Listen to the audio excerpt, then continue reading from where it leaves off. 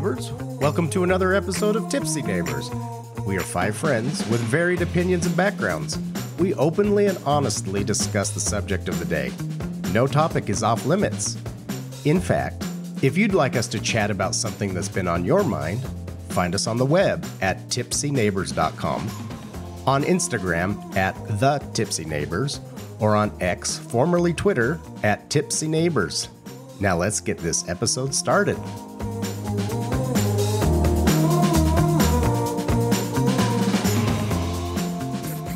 Hopefully that where it is. It's my episode. We'll cut Can you that. guess who that We'll is? cut that. Finally, We tracked through the wettest, Oh, soggiest snowstorm where's this going? oh man. Yeah. for this Yes, to get here. episode. Like Sure we did. knew that this was worth getting here for. Well, I appreciate you making the effort, but you didn't have to. Once I've been once putting we this walked off for how out, we long? had It to. was Luckily, we wet were and just a few soggy out. steps away, but we were soaked. But it was worth it. Anyhow, I have that effect on many people. Wow. wow. Wow. On that note, Yeah, let's just jump right into tie-ins. Yeah, let's introduce you to Ty. Dear. I feel like I have it down now that you guys have all gone through it. So, I don't know. Where should we start? I guess at the beginning. Probably a good idea. Where were you born? Let's start there. So today, no, I'm kidding. Yeah, let's just do a quick recap. Born in Provo, grew up in Orem. Utah. Boom. Yeah, I mean, it's almost cookie cutter for the rest of us. Raised LDS. which Orem is like next to Provo, so it's like Yes. and even when you were growing up, Provo is Prominent. like Mormon Mecca. Prominent. Happy Valley. That's what everybody recognized. BYU, BYU, yeah. like super LDS. I would venture to say it was 70%. I think those are the numbers that maybe the church was throwing out at the time. I don't know, but I'm shocked it wasn't more. yeah, it was a lot. Actually. It was a lot, but A lot. yeah. So I mean, typical childhood. I was a very, very happy child. Loved school. I mean, school came easy to me. I would find out later that was because of ADD, and that would take a toll on me. But no, I really like had fun growing up. Like I just loved school. I don't know why. I was class president in 6th grade and all the things. I had Wait, what? Tons of yes. I was student body president of Orem Elementary. You like made posters and stuff, like Yes. vote for Ty. Yep. Bye. Give Tyler by a try. That was the slogan. Backstreet Boys. The Backstreet Boys. I had a very creative aunt that helped me with that, and she did my poster. It was pretty awesome. So it was pre Backstreet Boys. Oh, man. I You mean, went I am on a your child own, of huh? the God. 80s, Yeah, this right? is So- elementary the school. golf. God. At the time, maybe. Now, debatable. Oh my gosh. No, but yeah, and then junior high and high school was kind of a little different story for me because I don't know. I just started, as I was trying to figure out who I was, things at home just kind of went south, it seemed like, and they were just all of a sudden really hard. And I would find out later that there was, some infidelity and stuff going on, but you don't understand. I was the oldest of 5, and without really knowing what the circumstances were, I think I took on a lot of the defense of my siblings and stuff like that. So So when you protective. yeah. And I guess did you was it talked about, or is it just stuff you felt or knew subconsciously, kind of that something was going on? Does that make sense? I think it was more subconscious. Something was off. I always knew something was off. It seemed like my father would get angry at stuff that it was an inordinate amount of anger given whatever the offense was. It was just kind of like, oh wow, why how did I set you off that much? Yeah. And I think that ultimately, would come out when the infidelity and stuff came out years later. But so it was kind of rough. But and I worked for him at the time, and I remember somebody saying, it must be really lucky. Like you get to work with your dad, and and all of that. And I remember specifically saying, yeah, it's great. I get yelled at home and I get yelled at work. Oh. So like, and I didn't realize really at the time, I just felt like things were kind of weird. Right. Yeah. So anyways, one of the greatest blessings in my life was kind of figuring out what I wanted to do very early, which was computer programming and stuff like that. So kind of realizing that what you were doing and living in the family business and working with your dad was not working. And finding something definitely different from there. Right. Like I from a very, very young age, I was like obsessed with computers and stuff like that. So getting an opportunity via my preschool advisor at the time, actually, to work or to basically go for a job at WordPerfect, and then getting that job, like that really was a turning point in my life. So, so much so that when WordPerfect started doing their layoffs and stuff, that was right around the time I was going on my mission. Mm-hmm. So it was like, oh, well, I'll do the layoff and then just go on my mission. And so I got laid off, and they basically rushed me in to the mission home. I remember putting in my he's papers. free. He's Usually Let's it go. takes a couple of months or whatever to get your call. Like I got mine in like a week. And then I went into the mission home like a month after that. Like it was really that quick. is quick. So growing up, did you always think that you would go on a mission, or like want to go on a mission? No, the funny thing is when I had started the career and started really programming and working at WordPerfect and kind of doing all that stuff, I was actually mortified to go on a mission because I thought the whole industry would just pass me by and I would just lose everything that I opportunity. knew. Yeah. Everything, yeah. Yeah, and fortunately, like... Which this was new. I mean, technology, not to age you or anything, but like... So young. That's the first computer you worked on? No, but I mean, internet. in those days, WordPerfect was huge, right? They were like one of the It was the first program. biggest Yeah, software totally. companies in the Industry world. leading. Yes. Yeah. And they were right here in Happy Valley, Utah County.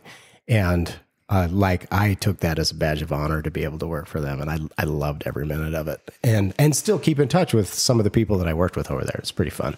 So shout out to all the WordPerfect people. Anyways, so yeah, I had a conversation with my girlfriend at the time, and I was like, would you just want to get married? And she's like, no, I want to marry a return missionary. And I don't know if I was asking it in earnest or if I was just being funny and being a teenager or whatever. There was so much, growing up in Utah County, there was so much pressure to go. So I was pretty much going. Was it expected from you at that time to yeah. go on a mission? You were a male of age. Yes. Was it expected? Yeah. 100%. So, You're the eldest, right? and I'm the eldest child. So there's that. There's always a lot of pressure at home and with church stuff and everything. And I was always kind of 1 foot in, 1 foot out. Don't know that I really believed. Didn't feel all the things. The spirit at home wasn't there. So And where did you go, Ty? I served in Seville, Spain. So southern Spain. Okay. It was not terrible. Yeah. Beautiful. I had a very a strong work ethic and a strong play ethic. So Work hard. play hard. Okay. It was- Explain a little bit. so in Spain, you have these beautiful olive-skinned people, right? So you as a fair-complected American can pass for a tourist at the local international resorts. So we might have, and I'm not trying to incriminate any of my companions that were there with me, but we would go hang out at the resorts and swim and stuff like that. No It's way. Yeah, it's awesome. I mean, I thought I was a rebel, but I never got in the water. Oh, the devil in the water. You cannot get in the really water on your tempting. mission. Yeah, for those listeners, that is a rule. Like, you cannot swim. No, you are when not. you're on your Or mission. get in water Why at is that? all. Well, I mean, Why you is can You get can in the bathe, bathtub, right? but like, And Can you get or in the the if you're bathtub? going to shower. baptize people, of course, you can get in the shower. water. Why can't you? That's holy that's a water. great question. Like, I mean, didn't they go would on missions, always so I don't they know. would always tell us it was safety reasons. It's like safety. it was It was risk. insurance, essentially. So like that Oh, I always can heard the speak to devil that. controlled the water. That's what I that's heard on growing Sundays. up. No, I Only heard on that. Sundays. That's on Sundays. It's just on Sundays. Yeah. That's what I. That's that true. was the That's why my number cousins one. couldn't swim Yeah. on Sunday. Yes, I remember I think that. that's more a cultural reference than actual. Than a church teaching. Yeah, Because I had never heard that until my cousins yeah, we told me couldn't that. swim. Like my parents, more so my mom, would tell us like we couldn't swim on Sundays, like in the ditch and in the river and stuff, because Satan ruled the waters. That's what we Only heard God growing was up in with the church. pool. God was in church that day. So That's what we heard growing up with doesn't the make any pool. sense. Protector is not here. It seems like one person, people. A day one of rest. person came up with that, and it just spread like this is an yeah. easy way of like we control don't people. do anything on Sunday. On Sunday, yep. Yeah, so for sure. So I actually spent almost a year in the office working. I had a unique experience where the first president that he was the mission president when I got there, he had an injury and had to return home. So the mission office sent out a temporary mission president. Well, between the time that they told him he was going and he arrived in Spain, he had a conversation with a neighbor of mine. And this neighbor was one of the CPA accountant controllers for the church. So he happened to say to this gentleman who was coming to be our temporary mission president, "You have a missionary in your mission who can run everything with his eyes closed. Like, he's a pretty sharp kid." So he came over, and in the first, and unbeknownst to me, of course, but in my first zone conference interview with him, he said, "Elder Bai," and I'm just sitting there, like, that's me. And then he goes, "Elder Tyler Bai," and I knew something was wrong because my first name's Justin, and everybody who doesn't know me calls me Justin. Oh, so when he you called knew me he knew Elder you. Tyler Bai, I knew something was wrong. How do you I'm know in my, trouble. how do you know my I'm in alias? trouble. Yeah, exactly. He had my attention, to say the least, and he extended the invitation to come to the office. And basically, that was my next transfer. So, which was great because I got to play on computers. So I spent a lot of time doing that kind of stuff and running the office, pretty much, at least the temporal side of it, right? Yeah. So, which was kind of fun because there was a new mission president that didn't get to go through training and stuff. He just came straight to the mission. He had worked for church education, and he was a really neat guy. So I liked hanging out with him. So, yeah. So meanwhile, I get home. I did have a panic attack about 2 weeks before coming home, all about not knowing or just thinking that the computer industry had passed me by. The 2 years had passed, and I was going to be lost. Really? Yeah. Turns out, not a whole lot changed. At that new time, things. yeah. I mean, 2 years is a long time in like internet years and stuff like that. Right. But this is still fairly early internet, really. So I came home and got into internet stuff and whatnot. Got a job back with the same group that I worked with at WordPerfect, but I didn't last very long there because there was other stuff going on.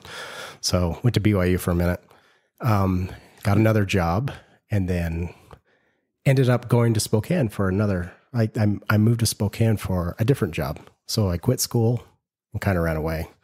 And that kind of became the theme for me of, just Running away or touche. No, of just like trusting my gut and doing what I thought was the right love thing it. for me. So BYU was not the right thing for me. The Yeah, ADD, that's that amazing. finally bit me. so when you came home, did you stay Like, did you go to church every Sunday? Did you stay in the church and kind of go along? Does that make sense? Yes, I did until I moved to Spokane, which was about 7 months later. Because I was going to BYU and I had friends that, were in the mission or not, and just they were there. So it was a social thing for me to go to the singles ward and hang out, and of course I was brainwashed with the clock is ticking. Yeah. You need to find your eternal bride before. Because that's the Yeah, You're you're a menace already to getting society. old. So. Yeah. Did you feel that pressure? I did a little bit, but I was Dear John while I was on my mission. That girl that said that she would marry you if you went on a mission. Well, then- yeah, she didn't say that. Let's not put words in It's her always a mouth. lie. She said she wanted to marry a returned missionary. Oh. So Yeah. and I was not at the time, right? So I came home and I was like, I had always been that guy to want to have a girlfriend and need that companionship. I think that stemmed from the fact of things were weird at home and I needed somebody to talk to. Yeah. I think that's kind of where that was more important to me than like having a girlfriend or whatever. So, so when I got home, I didn't feel like that huge drive of that. I still did all the things, went to BYU, went to singles ward and stuff like that. But I can't say that I was like in earnest looking to find somebody to marry. So yeah, I was back in Orem for about 7 months, and school, I was failing out of school because I just hated it. I would go to work and I loved it. I would just spend all day there. So when I got this job offer, the company was actually in Pleasanton, California at the time, and they were moving to Spokane. So I said, I'll come interview. What's that going to hurt? So I went up there and, I remember this one guy who I'm still good friends with today, who was like the head director of marketing for the company. And he's like, well, why would you want to leave school? Why do you want to work here? And I'm like, I don't. I'm in school getting my CS degree. I don't want to work here. And he's like, that's a really good answer, actually. And ultimately, obviously, I did take that job. It was an opportunity to work with the first computer science graduate from BYU, who was an absolutely brilliant man, a guy named Bernard Daines. And so I just felt like it was time. Like I was daring enough. I was young enough that I could take a few years and go try this and then see where it led. So did that. Meanwhile, I had some friends in Utah that I would always visit, and he was in tech, and his wife I grew up with, and I got him a job. So he was coming up to join the company with us, and his wife, a friend of mine said, how young is too young? And I said, and I'm Wait, how old are you? Okay, I'm 23 or something, right? At the time. So I'm like, I don't know, 21, 22. No, I was nearly 25, I guess. I must have been 25.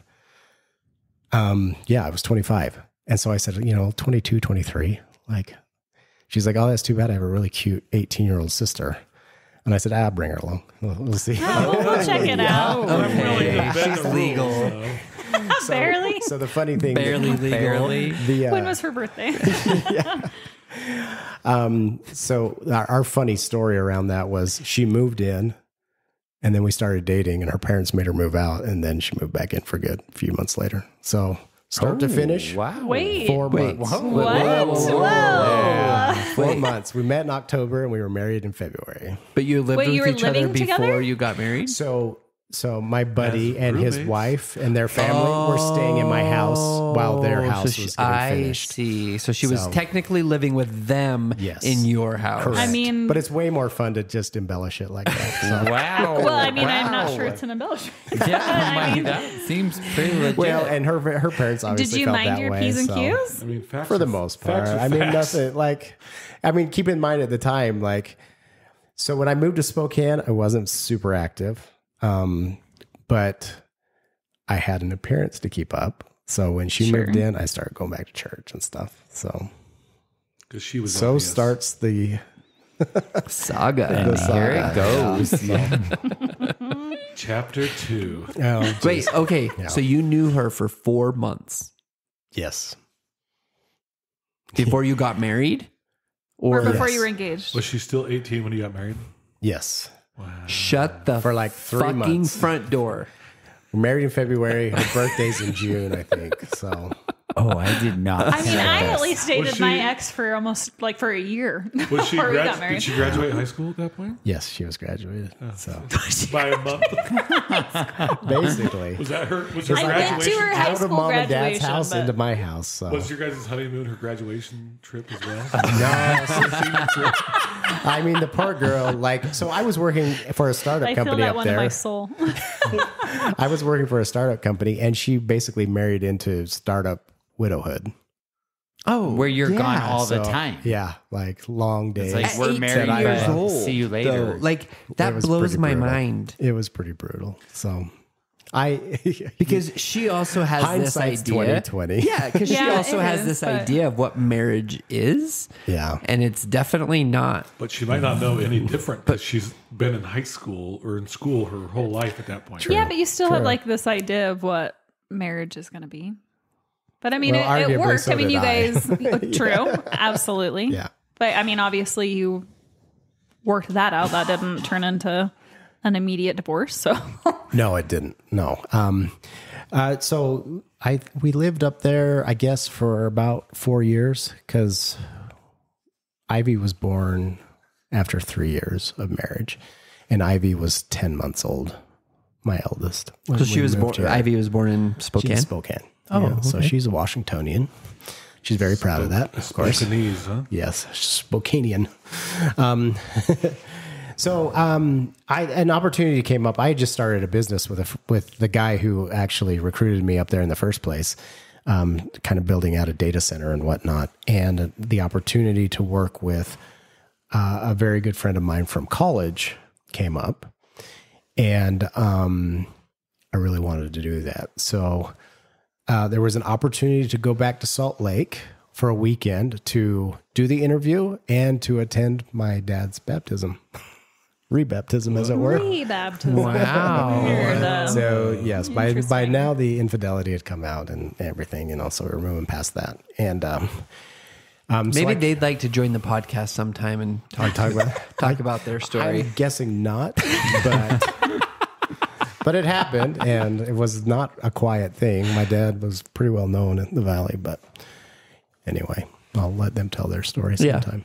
If they Yes, so I'm On sure the they would podcast. absolutely On the love podcast. that. on their own. decide to do that. Still together, by the way. So I came down, I interviewed with this group, and went back to Spokane and told everybody I was moving. And one of my big motivations for that was, since my ex-wife was from here, or from Utah, and so was I, it would be in my head. This is how broken my thinking was about this stuff. She would have a support system as I would begin to work the long hours again. So As you were creating a life yeah, for the family. I mean that's the story I was telling myself. Yeah. But that's I the don't think story that's we a were wrong told. story either. Does that make sense? No, Because but she- it did take a she- toll. For But sure. she should Absolutely. But she probably had a better support system here than if you guys would have been in Spokane. 100%. Her sister did live up there, so she did have her sister. But that was more of, I mean, this is just me commenting on it. That was more can you come watch my kids while I go out with my husband? Yeah, sure. Arrangement, Absolutely because she was understand. so much younger. Because her sister's my age, and my ex is 7 years younger than me. So yeah. So it was definitely like, thanks for being a babysitter. And, so she got called to do that. So we moved back, and just like I thought, I started working crazy hours again. It was super long. It was super aggressive. I remember the investor of the company basically taking me and my buddy, who was the lead engineer, aside and saying, you have about 9 months to build a product that we can monetize, because, I'm done writing the checks. I want to raise money around it. And luckily we were able to do that. But we would work for that company for a couple more years. As startups go, they had their own challenges and things with, changing environments. The internet moves really fast. We were doing streaming video. We had some great clients, Fox and ESPN and stuff like that. But they were doing another pivot, and there had been quite the management shakeup at the company. And we were just feeling like, yeah, it's time. Like, we're done. We don't like the direction things are heading, so we're just going to bail. So there was one particularly bad meeting that he was in because he was the lead architect for the whole company. And he came back and he's just like, okay, I'm quitting Friday. And I'm like, then I'm quitting Friday. And he's like, no, wait one Friday. Let's don't do it all at the same time. One after the other. Yeah. One more week is going to really help. Yeah. Well, and it's funny because the son of the CEO, who was pretty young kid, he's 20, 21 at the time, he pulled me aside and he's like, if you guys leave, I have savings. If you're doing something, can I join you? I'll pay my way until we get something going. And I was like, yeah, sure. Great. So that would work out for him in the end. So anyway, so we left, started a consulting business. We were doing lots of fun stuff.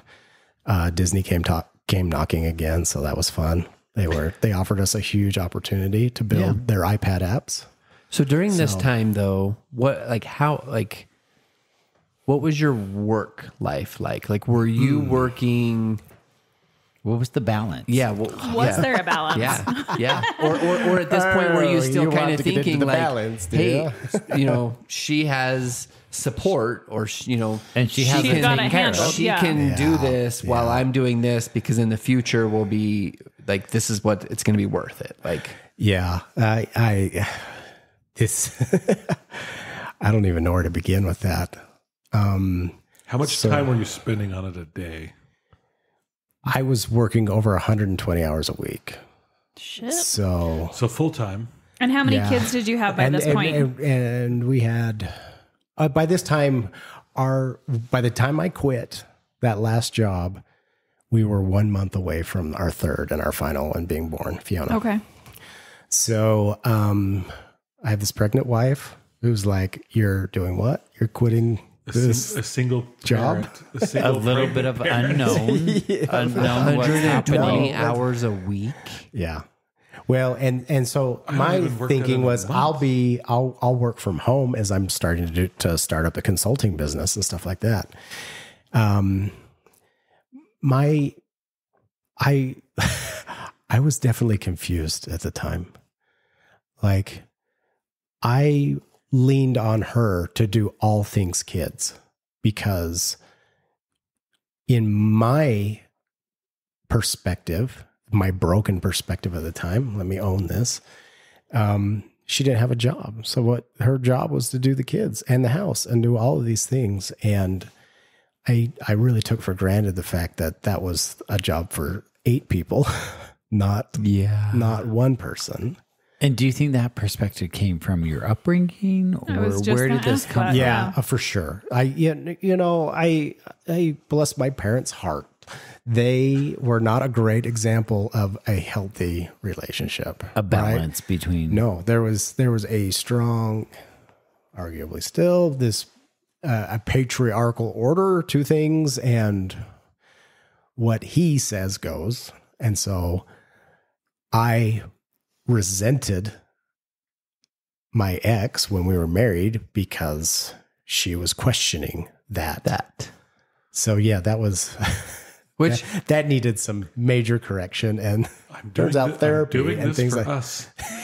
Well, right. I mean, and that was always my argument, right? It's like, who's going to pay the bills? Like I'm building this life for us, and it turns out so. I put all this effort into building that business, and it was successful. Yeah. I still, to this day, question what were the true sacrifices for that. And I spend, obviously, things with the ex, that's out of my hands. That's not my business anymore. It's not, those decisions have been made, and we're moving past that, right? But when it comes to my kids, like, I'm a way better dad divorced, because now I have this perspective of new perspective. Yeah. Yeah. And a way healthier perspective, because not only am I trying to adjust, and this is where I have questions for you guys. I'm trying to be a better human. I'm trying to be more self-aware and all these things, and not have this weird entitlement because I'm working all these hours to this, that, or the other, meaning, like I should be able to, like, if I'm working that many hours, I've got to check out some way, and I didn't always choose the healthiest ways, especially in regard to the Mormon church. Right. So, I think that's where some of the work came in as well, but I left that marriage, just to wrap that idea up. Just feeling like I was the villain, like I was the only one that did anything wrong. And the fact of the matter is that's not totally true. Is that how you left it? Like when you guys got divorced, you're like, I'm the bad guy. This is all. I mean, I never said that much. But in your we head were deep down. we separated 4 different times, and the 4th time was the final time. So there was plenty of things to point to give me that moniker and give me that label on the way out the door. So I was just kind of like, well, 4 times is a lot of times to separate and try to make something work. What was the span of years on the 4 times of separation? It was probably every couple of years. Like I would move out, and the separations lasted anywhere from like a month to 6 months to ultimately, divorce. But it was the final time. I kind of looked at it as, I'm going to go insane if I keep doing the same things over and over and expecting a different outcome. Did things change between the first and the 4th time? Yeah, the first 3 times I say were very similar. It was this pattern of, okay, the pendulum has swung so far over that she's kicked me out. Mm-hmm. And now I need to be Peter Priesthood 100%, do all the things. Right. Send her Bible verses every day, Book of Mormon references and stuff like that. Like, here's the work that I'm doing to try to keep our family together. So the work was religious, not so much. Oh, yeah. Was that the biggest Interesting. And I'd argument? say I did it in earnest, but Right. yeah, well, because it was sins and stuff. So there was. So it wasn't like you're working all these hours and it's all not. This stuff. And and so to that point, like knowing what I know now, like that was a coping mechanism. Like it had nothing to do with wanting to cheat or do any of that sort of stuff. It was just like, I am so stressed out. I am in these high stress meetings. A checkout point. Yeah. Like we're under the gun always to get stuff done. And I just needed an escape, and that was my escape. And it's frowned upon. But this is something that I have come across multiple times. Mm-hmm. Absolutely. And especially the pornography thing. And I know a lot of people who struggle with it. Sure. I know a lot of people who struggle with it mostly within the church. Yeah. Yep. And if you're comfortable, could you share a little bit about what the shame and the guilt associated with that and how that might affect the addiction per se? Does that make sense? Like, and your relationship and how she perceived that. Mm-hmm. Well, I mean, let me be clear. It wasn't pornography use or viewing or, masturbation or anything like that killed the marriage. It was the deceit, the lying, the gaslighting, like always. It got to the point where even when I was not acting out, or, like I have a hard time characterizing it as addiction at this point, knowing what I know. And post-divorce, the triggers all but disappeared. Oh my gosh. So it's like post-divorce and post leaving the church? post divorce, post leaving the church, That shame has gone around it. The guilt, and being was past lifted. the corporation, and having the company gone and stuff like that, and so being able to take it, the stress as my level stress levels on every plummeted. forefront. Interesting. Like all of a sudden, it's like, wait, I did what? my time. Yep. yeah. So the miracle, it turns out, was just remove the stress. Not the atonement did not fix anything for me. But when I was separated and trying to do all the things, like I was leaning really hard into all of that. Mm-hmm. And I just never really felt like I was absolved of any of the issues that were going on. It was just like, it was almost like we got back together and I'm like, great, I've bought another couple of years. You know what? Yeah. When is this just going to crumble again? Some time and it's going to happen. Yeah. So, I created an environment that was untenable for her, where she was always waiting for the other shoe to drop. She was just waiting for it to happen again. And she wasn't wrong. Like that, it was almost inevitable. I just think that there was I would like to think there was an approach that we didn't take. We didn't know enough to do it at the time. Do you know now, looking back, because that's exactly what I was going to ask you, knowing what you know now, do you think that there was any way you could have figured it out? Or is your differences, like, are they so different now that it's like it was better that it all happened? I think the damage was done. Like, there was so much gaslighting and stuff, like I was going to mention. It didn't matter if I was living clean for a year or not. Like, the damage was done. The time had already passed. Yeah. Well, and she hurt, the pain, was just, she'd made was up her not mind. going to get past the fact that it's possible that it will never happen again. Right. But also there was, I mean, I've said this on numerous occasions when I've talked about it, like, divorce was a huge gift for me, because it wasn't like my eyes weren't already opened and I needed to do some work, but just being out, being free of it, being, the ability to restart. Yeah. A reset it cannot be understated. How that has been a quote unquote blessing in my life,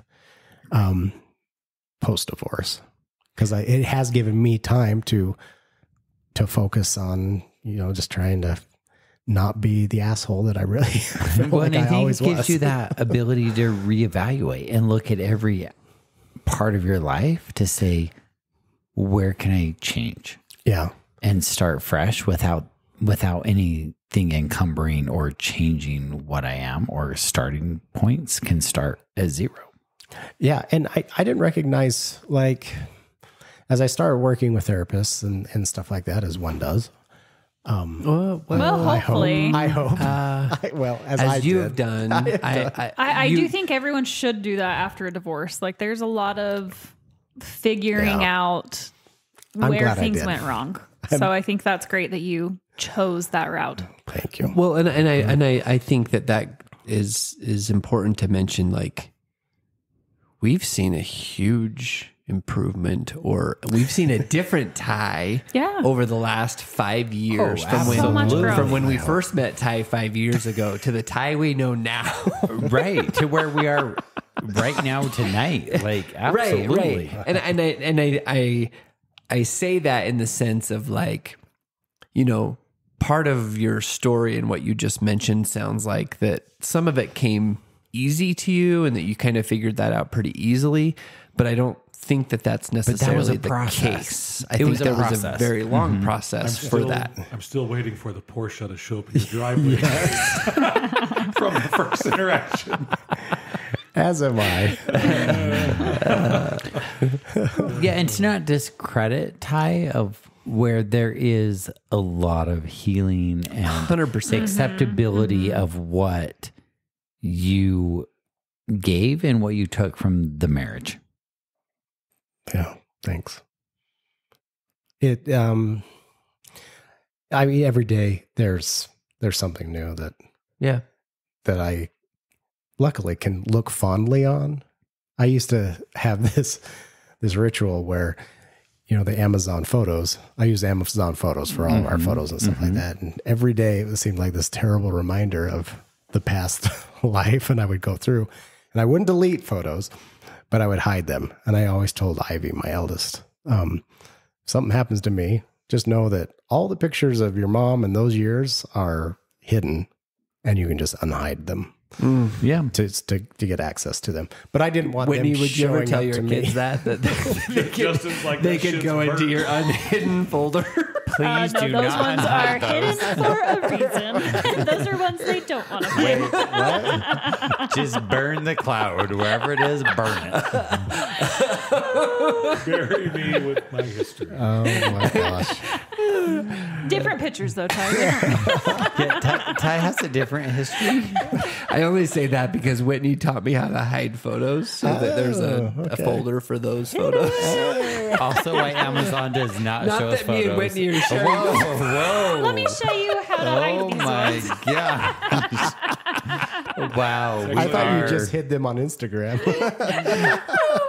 Thank you, Whitney, for helping us hide. Yes, I will show you how to hide all your photos. Wow. That's a relationship I'm not worried about. Right? So true. So Wow. I now find myself, just kind of remembering what happened on that day or what the event was and then hiding it. But not flying off into a tirade and sending Is it less painful? terrible toxic. Yeah. Like I think it's true. Time heals all wounds. And But allowing to feel the memory, and the memory is there, and it was who you were at that time. But that's not who you are now. for sure. Yeah. And so speaking of time healing wounds, how have the last few years been? What have you done the last few years? It's serial dated. Oh my gosh.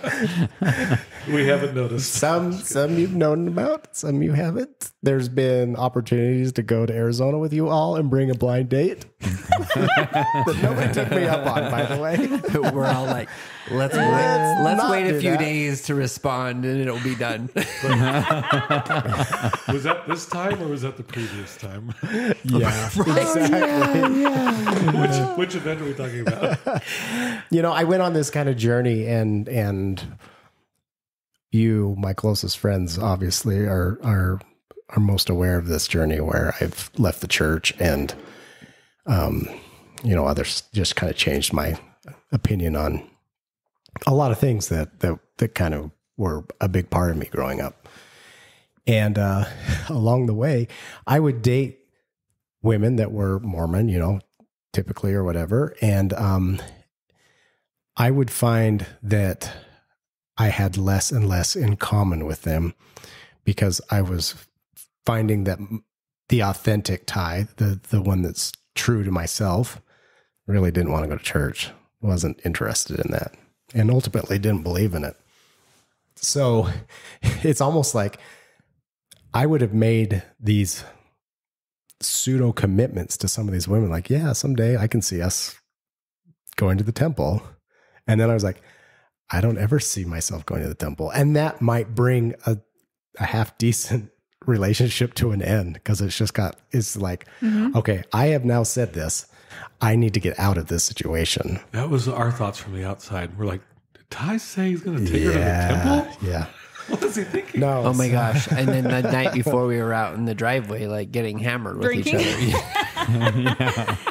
Cheers Ty, to the that's temple. actually Well, Cheers to Celia. same with some of those girls. The same thing. I think they were in their own little crisis that they didn't know about. I think as you're well. right. Oh, Yeah. 100%. For Right. sure. Yeah. Ty, was leaving the church hard for you? Was that an easy transition? Was it hard because you have kids, or is it something that you just had to deprogram from, or was it like, yeah, I just made that decision and I'm Yeah, 'cause out? Your kids are still LDS, right? Or some of them. Still practicing. My ex is still practicing. So I would say it wasn't as hard a thing for me because I questioned very early.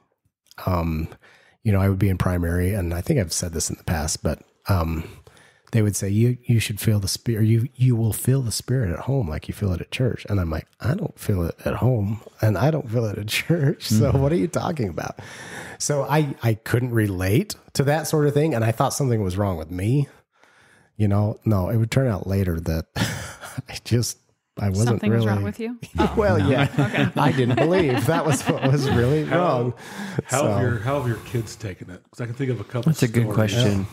A couple stories in the past few years that have happened, but a lot of transition from where you were to where you are now. For sure. And I'm trying to, I try and be sensitive to the way I raised them, to the way I talk about things now. And really the only thing that I have really focused on, I don't try to break down their faith or anything like that. I just say, don't ever let anybody tell you that you can't ask questions. Amen. And don't ever let anybody tell you that you or your faith are the reason that you can't get an answer to that question. Right. Absolutely. So, perfect. So that's really where I've focused on, with my kids. And I mean, asking more questions is kind of what led me to where I'm at now. Yeah. Because it turns out there are a lot of answers out there. So if you're willing to go down that rabbit hole. So what happened when you first started, supplying your fridges with alcohol? Well, and stepping back from religion, how did kids take that though? Like when they come home and there's liquor in the cabinet or a beer in the fridge. My. I mean, how do kids, like our kids have kind of grown up with that for the rest of us from a young age. Yeah, Sure. our kids know there's an alcohol fridge and there's the non-alcohol fridge. Well, let me apologize for saying I would supply the alcohol that night and then there wasn't any. But I had kind of a rebound shortly after the divorce, like within a couple of months, and had bought a bunch of beer I was drinking with this gal. And so she was coming over and I came home and my sweet little neighbor across the street, shout out to Kira. She was like, you might want to call Ivy because I just got done. Kira herself had just gotten finished cleaning up all the busted beer bottles that Ivy had smashed all over the driveway. So the neighbor cleaned up the beer bottles in your driveway. Because she's such a sweetheart. She is such a sweetheart. She was so great. Absolutely. But I was like, okay, And for a while there, I hid it from the kids. Briefly, like a couple of weeks. And then I was like, that's what got me to where I am right now, like the deceit, the hiding, the gaslighting. And so I refuse to go back there. I think that's the one thing that not the one thing. It's terrible to say that, but one of the gifts of divorce has been like this unwavering honesty now that I try and have with my kids, with anybody I date. That you're human. So, except for telling them I'm going to take them to the temple, apparently. But I think at the time I believed what I was saying, right? But I also think that there was a little bit of that nice guy syndrome Dr. Glover talks about, or Mr. Glover. Anyway, there's a book about No More Mr. Nice Guy. And it's about appearances. It's about trying to keep up the appearances, or as you're dating, telling people what you think they want to hear and not being yourself. So how is that? To correct that. How has that gone over with your kids? Because obviously it was a big blow up, and then a hiding, and then it was bringing it back out of this is who I am. Yeah. How was that received, and how is the relationship now with that kind of stuff? I apologize for the way they found out. I didn't apologize for doing it, and I haven't stopped, obviously. Ivy's relationship with alcohol went through its own kind of journey. I'll let her tell her story. I won't tell it for her. But my kids, I think at the same time I was transitioning into this like post-divorce dad that was a better dad, that made more time for them and tried to really connect with them more than I ever had in the past. So it was almost, and I felt like there was more room in my heart for them. Right. When I was happy about who I was. So that I think kids are resilient. I think they realized that I was starting to be happy, and so they became more supportive of it. You know, they weren't like, "Good job, Dad. That's the best whiskey I've ever seen you drink."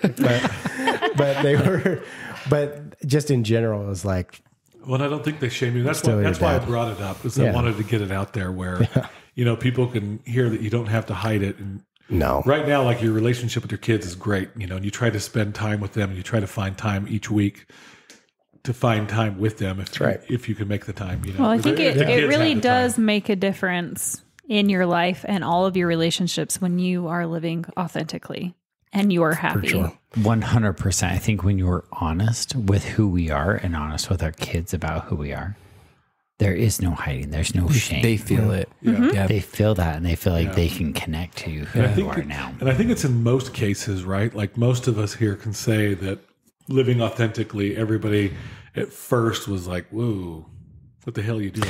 But what are you doing?" But then, and then they see that you're living this authentic life, and they're like, "Oh, they are still good people. They are still that person. They are still that person." You have some stories, unfortunately, like Curry, where they dig their heels in, and they don't see past it, or they don't want to, or believe it. Well, but for most stories, I think living authentically pays off in the end. Yeah. And with referring to Curry, you're referring to his family. Yes. His family. Right. Yes. Yeah. I think with our kids, 100%. But I also think, and I don't want to discredit the fear that your kids are being taught something different on a weekly basis. So you question of, is that enough for them to go to church and be taught that, because that's how we grew up. That's how I grew up, is looking at somebody for drinking. They're bad. They're not right. They're sinning. They're making poor choices. Yes, exactly. Yes. And now, so there's this feeling of like, okay, so are my kids going to think that about me because they're still going to church, and are they going to? So did you ever have to deal with that, as far as like, you knew that your ex was going to church and they were going to church, and now you're that person that's not? Luckily, no. Like, my kids, I've been pretty clear about where I stand on this stuff. And I've always been open to, well, I should say post-divorce, I've been very open to discussing any questions they have. And they just haven't had a whole lot of questions about it. They just kind of accept it for what it is. Mm-hmm. That doesn't mean they won't in the future, but currently they haven't brought it up. Yeah. So, which I do think that, going back to the best example is living authentically. And I think ultimately your kids will see that. They will see that you are a happier person. And it's kind of that, like, living by example versus do as I say thing. But I think kids feel that. They feel 100% the honestness and you're not hiding. Like, this is who I am. And I think kids feel that, and they feel like they can trust you then with who they are. Yeah. But the moment you start hiding who you are, they're going to feel the boundary. Yeah. Yeah. And there may be that transition period, where just like with what's Ivy, learning, it's throwing all the beer out, who this is, right? Mm-hmm. I think there's that transition period, and if people know going into it that things get better, I think that's huge, because a lot of people at this table here have gone through something in some way or another where it was a huge change or crisis for their surroundings, but then living authentically. And I think that's the biggest thing, Brad, is it's a change for the surroundings, but the person themselves is being honest and true to who they always were. Exactly. Mm-hmm. Well, and I think even in my case, it goes a step further than that. Like, I was more of a dad. I was more of these things to them. I spent more time talking to them. I could have just been the old pre-divorce dad, would have just gotten angry, not given her any explanation for what was going on. Just been mad about the symptom. why did you destroy all this stuff? No, totally. But you were allowed to be you. To show up and validate her of like, hey, I understand why you did that and why you're feeling this way. Like, I get that. I get that there is frustration towards and validate it. And I think I did that, Ivy, if you're listening. Correct me if I'm wrong. But if not, you can join the next episode. But I know I didn't call up and just rip her a new one. I didn't do that. You meet I'm them pretty where sure. they are. You probably said some sarcastic remarks, I'm guessing. They were colorful. Brad, That's weird. Did you at least taste it before you broke it? Try doing that. I want cash on the counter. You can't drink half of it and then throw it on the ground and say, And be mad. I broke it all. Ty, was when you That would left come the a few church. years later at a party at Alta, by the way. Was that a source of contention between you and your ex? And was that in any part of your divorce of you will continue to take the kids to church? No, luckily it wasn't. I tried to make it a source of contention. With all of the hurt. No. Wait, explain. What? Oh, sorry. Okay. You contentious early on? No. Weird. There were some dark days, some toxic days, and I'm pointing fingers at all of you. You've all laughed at what I've said, as I've told you about it. There's been terrible things that I've said that you've laughed at. So We've all been there. I love you all. Luckily, I think we're past that portion, but. To share with the listenership, there was a time where I surprise, she had blocked my phone number, so I couldn't text or call. And she's like, if you have to show your face, then you're a little calmer. So we're only going to use Marco Polo. So. Interesting. Yes. Okay. The last Marco Polo she got from me was I had zoomed in on this picture of the Timpanogos Temple, which is where and I started the video and I'm like recording it, and then I drop it into the trash and then slam the lid and then stopped it. That was what she got. OMG. Am I the only one that didn't know this? You didn't know that? No. I don't think I know. I don't think I heard that either. I'm a douche. So Can I ask you, were you bitter about everything? Yes. Wait, were you bitter? end sentence? How could you tell? Were you bitter about the marriage ending, or like what? Where was the bitterness coming from? Like when you've been through like 3 prior separations before it ended, and like everything kind of leading up to it, like what was the bitterness when it finally ended? It was the appearance of failure. Okay. Just in community or in religious community? Both. Okay. Both. Just I struggled with the fact that I had achieved a certain amount of success in my business, but I was totally failing on the home front. So, I mean, hence the question of what sacrifices were made, and it's not necessarily like time with the family or any of that sort of stuff. It's like there were sacrifices that led to stress, that led to coping, all of those things. Like there's so many indirects that you could kind of point fingers at. Yeah. That would have been, prime causes or foundational causes to getting us to the point we were at. Well, did you ever feel like that? I mean, when you think about kind of most people's ultimate walk away is like an affair.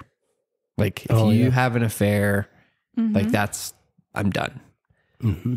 But you come from an environment where they still worked that out and made it work. And so you didn't even do that much. Twice. Does that make sense? Like, yeah.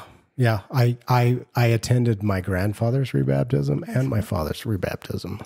So my personal anti-cheat game was, I felt like, pretty high. Now, some would argue that porn use is cheating. I don't. Sorry, Korean. Raise of hands. So many fucking Raise of hands times. here at the table. I don't. For whatever reason, I choose not to. What if you watch it together? Good point. Good point. It's called an open marriage. It's the V orgy, virtual orgy. It's an open marriage online. Wow.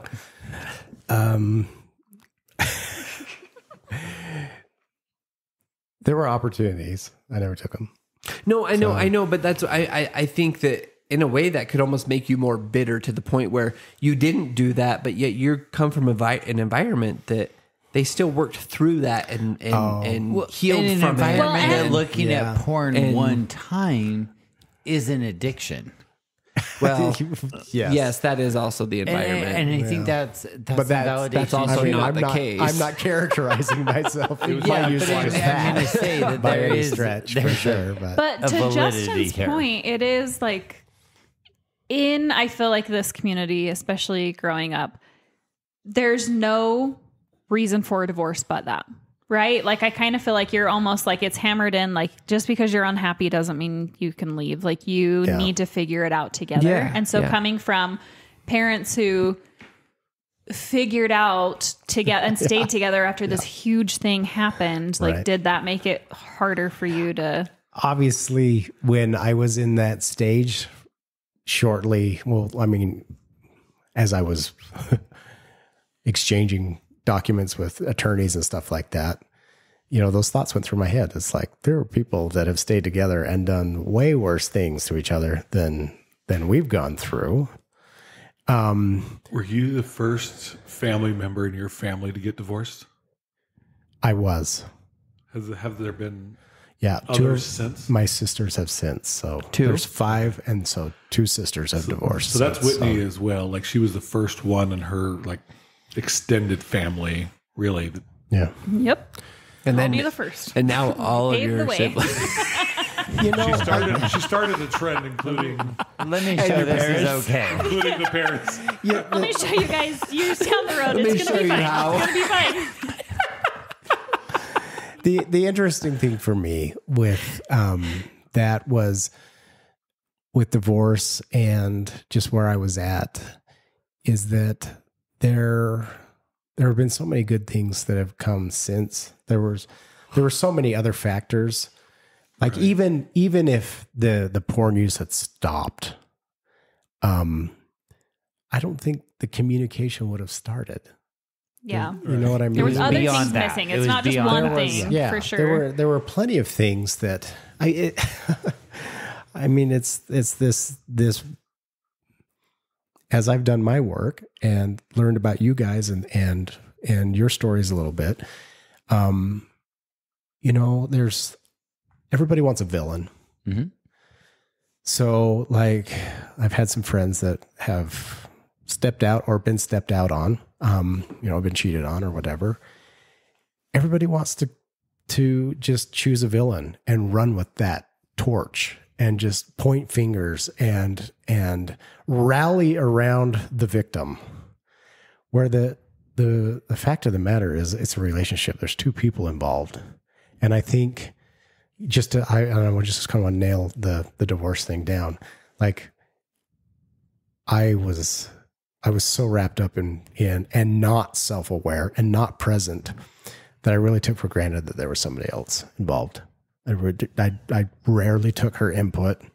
I was oft accused of asking for her opinion and then having already decided to do something and going and doing it, even though it was counter to her opinion. Dismissive of her opinions and stuff like that. I'll give it to you. Who says that? It's like my favorite saying. But I think that's what marriage is in an unraveling situation. For sure. So I definitely wasn't. So the divorce happened.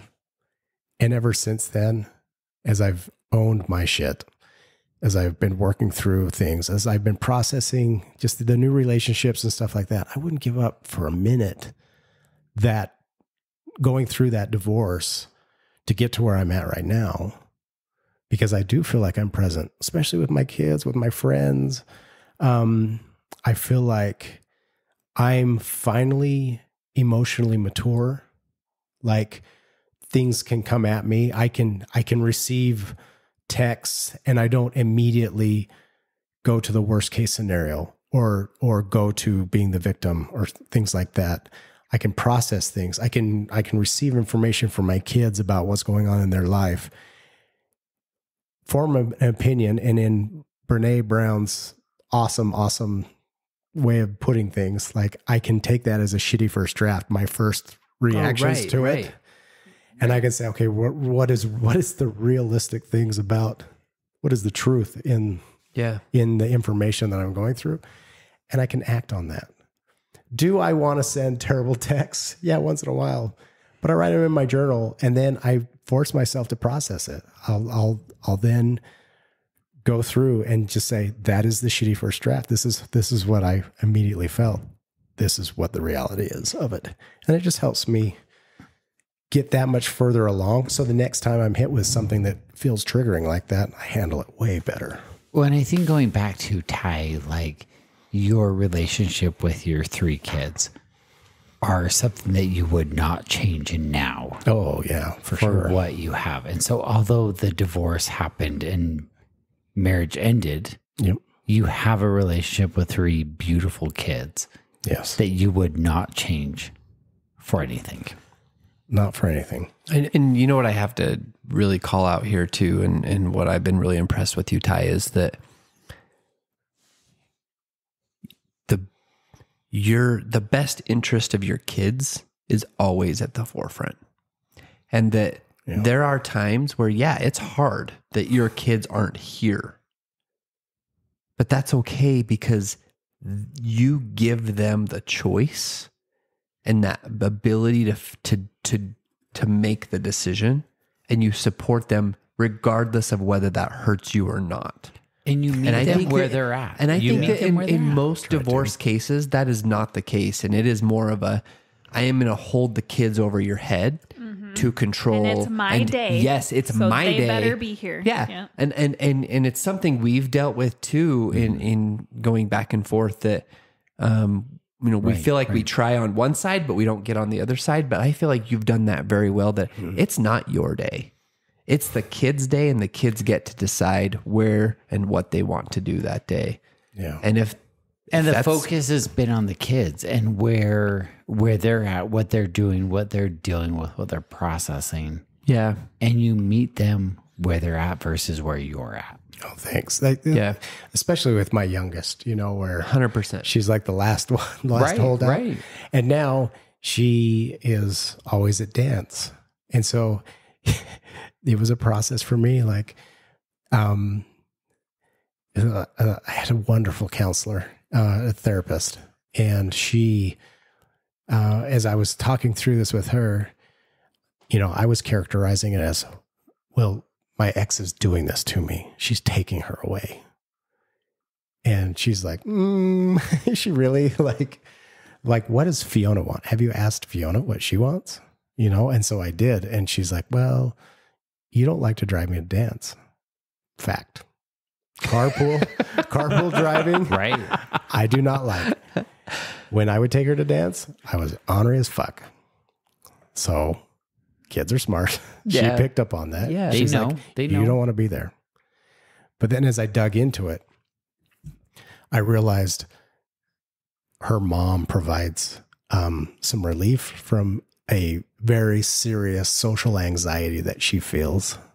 So when her mom is in the mix, when she knows mom's coming or mom's there, it calms her down and lets her focus on practice and stuff like that. So that was tough to realize, okay, this is the situation that Fiona wants. And then the third phase of this, which might be a little unexpected for our listeners, is way easier for me. Like Fiona and I love each other, but we aren't great because she wants entertaining and I don't entertain great. At least a teenage, a very young teenage girl. Better with a little bit of distance. Well, Right. I'm better with a focused amount of time. So what we do is like just the other night, like I was like, quality time. I am going to take her to my favorite restaurant. Yep. The restaurant that I take many first dates. And so I took Fiona. But there's a direction. Yes.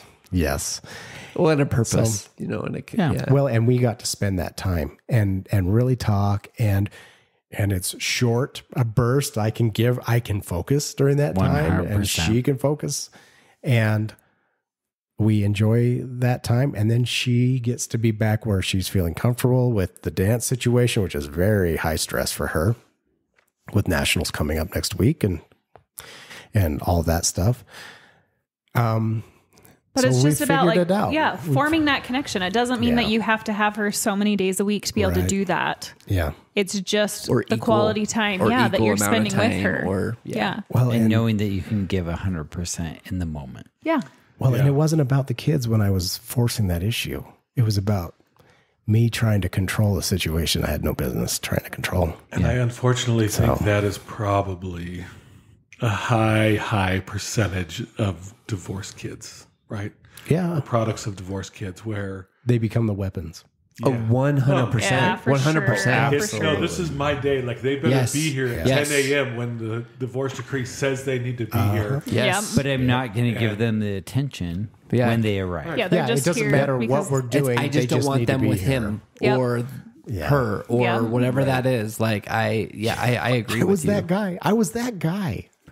But you've changed that now. Yeah, you've changed that. You changed that quick, though. Yeah, where the it kids didn't seem like that lasted long. I hope so. It's only been a few years since you've moved here, but I mean, a lot of your person has changed. I appreciate that. I hope so.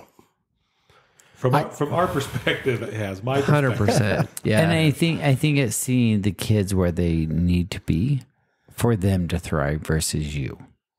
Yeah, meeting them where they're at versus what I need to deal with myself. Yeah. And I think you put the kids at the forefront. Well, and truly, you like making kid events about the kids. Yeah. Like I've said all the things and to actually do it, like it eliminates resentment. It just, a lot of that toxicity has subsided. And, no, I feel like now I can carry on a text conversation with my ex and we can talk about some of the meta conversation of what is happening at the event. It's not just this day, this time, this child, this activity, now it's like, oh yeah. And by the way, this happened, or, we had this run-in with this dressmaker and, things like that we can kind of just have more a conversation about. So the last Marco Polo was a temple picture, and then you guys went back to texting, and it's fine. Sounds like maybe that took some time. That was, that was 3 or 4 years ago now. Yeah. So no, but I think a lot of that stuff's. It's been. It's probably been. I'm going to be generous to myself because I love myself. I've probably been 3 years since I've sent like. But water at the bridge. Awful stuff that I regret. Immediately regret sending. How long have you been in the neighborhood? 4 years? It'll be 5 this year. Five. Right? Yeah, 5. Yeah. 5. We just hit our 5-year anniversary in the end of March 1st. All of us. Was our closing date. Yeah. And I was the end of March. So I think that's a huge takeaway for listeners. Like right now, like if anybody's going through something like this, like there's been tremendous change in all of us. And like Ty was recent in his divorce and the kids' situation and all that, and leaving the church, and he went and sought out therapy, right? Yeah, he did the work. I agree. He did the work, and like I can attest just from the outsider's point of view that a ton of progress has been made. Yeah, and it's not a lost cause. There's a lot of stuff to talk about, and a lot of times you can't figure it out yourself. But like, would you say that the therapist had more of an influence, or would the therapy sessions in the driveway have had more influence? We are Do we as a collective therapist Are to we you? better at therapy, or is don't your have Medication in the therapist? driveway is way better We didn't than even the charge therapy medication. We now I'm have sending you a paid bill. subscription. Yeah. Who wants to come on the podcast? and- Although Ty did supply us with a lot of cookies. Yeah, That's a true. lot That's of crumbled true. cookies. I'm sending a bill. I couldn't have done it. I'm so grateful for you guys and being in this neighborhood. Like, if anything would make me a God-fearing man, it would be the blessings that I've received in this neighborhood. So cheers to that. It's all from your tithing time. Well, luckily, God's not fearing, and He's all loving. So Yes, agreed. No, for talking, sure. talking to the non-religious too at the table. I'm dying over here. Wow. Count your blessings. Back to my general wow. wow. Oh, we know. Well, no, I honestly, I think it's awesome. Ty, your story is awesome. I love that you shared that with us, and I think there's a lot of people that can relate with that. And like Brad said, I think that they're like, hopefully we influence people. You know, hopefully people are going through similar things than you have and realize, hey, you know what? I need to move into their neighborhood. Well, and I think Or going get a back therapist. to yeah, and I think going back to what my focus was at one time versus what my focus is now, Yeah. and how I can improve myself to help my kids improve themselves. You got to start with yourself. Yeah, and you have to be there for them. I had to get to a place where I felt like I was worthy of my own love to be able to love others, and I feel like that increases every day, and my capacity to Oh, 100%. love. Like I had heard that Yeah. all the time, and I was like, I am great. I love myself. I didn't. Yeah. But now I do. So, And I think your kids can feel that true, authentic love Yeah. I think you're right. once you feel love for yourself. Yeah, I think so. I hope my friends can too. Lots of love. Absolutely. Lots of love. Love all around. LOL. Lots of love. I don't think that's what Reminds it me means. of that That's not text that's like, That's not it. Grandma died, yeah. Anthony just died. LOL. LOL. I thought it meant lots of love. That's what I got it from. I love it. Lots of love to Ty. I feel it. Thanks, guys. That's a wrap. We did it.